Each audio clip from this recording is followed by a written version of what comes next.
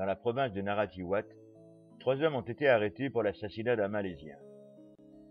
Il semblerait qu'un 4e homme ait commandité les assassins pour ce qui semble être une exécution. La victime aurait refusé de régler une dette importante. Le Malaisien a été tué à coups de machette avant d'être jeté sur un tas d'ordures. Le genre de signal qu'envoient les usuriers à leurs clients récalcitrants.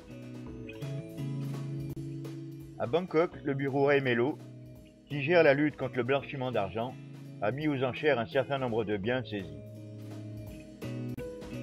Autos généralement de luxe, bateaux, motos, bijoux ont été mis au feu des enchères pour des acheteurs friands de ce genre de vente. Si vous êtes intéressé, d'autres ventes auront lieu le 26, 29 et 30 juin. Sachez que vous devrez régler le jour même suite à votre enchère 25% et vous aurez 15 jours pour régler le solde. Le débat est lancé, et bien lancé même, au sein du gouvernement, pour permettre l'installation de casinos sur le territoire national. Il y a les pour et les contre, et même comme ici, la police donne son avis.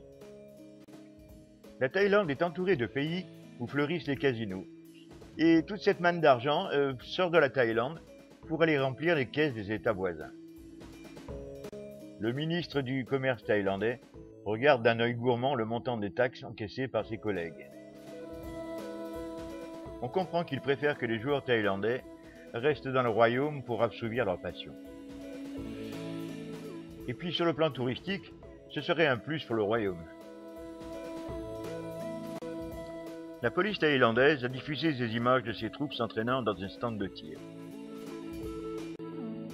Pistolets et pistolets mitrailleurs sont au menu du jour. Et puis bien sûr le fusil à pompe qui vous fait un tel trou dans la poitrine que l'on peut voir à travers. Cela ressemble à une mise en garde pour les malfaisants de toutes sortes.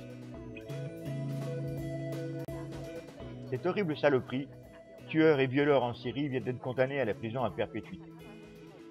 Il a à son actif, c'est dur de dire ce mot-là, mais il a à son actif le meurtre et le viol de plusieurs enfants âgés de 4 à 7 ans, qu'ils soient filles ou garçons.